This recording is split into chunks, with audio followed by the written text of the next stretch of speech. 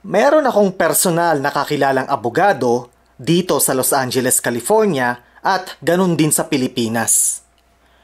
Tinanong ko sila kung kinidnap nga ba talaga si Duterte ng mga pulis. Dahil yun ang pinapalabas ng mga kaanak, mga panatiko at ng mga politikong humahalik sa puwet ni Duterte. Ang sagot nila, hindi daw.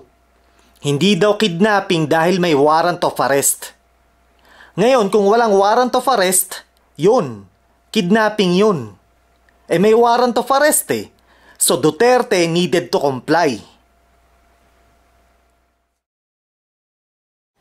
Yang mga pro-Duterte, yang mga Duterte fanatics na yan, na palasimba, maka-Diyos at may takot kuno sa Diyos, ek-ek, pero pabor naman sa pagpatay ng walang due process, ay mga ipokrito at ipokrita.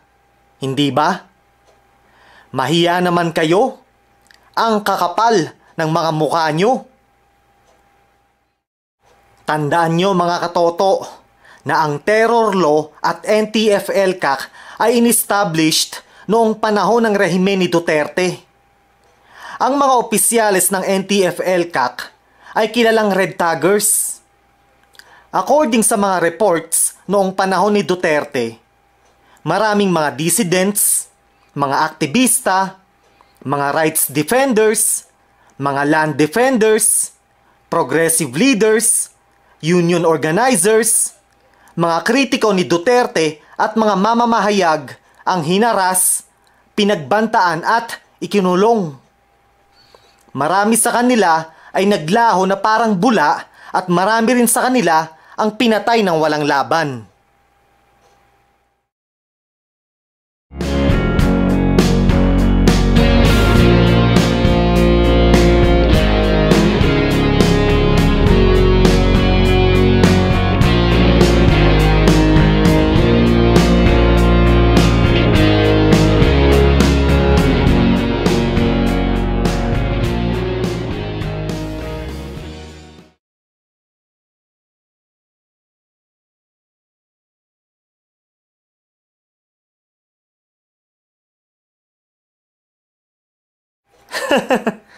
As if the powerful politicians are being punished in the Philippines.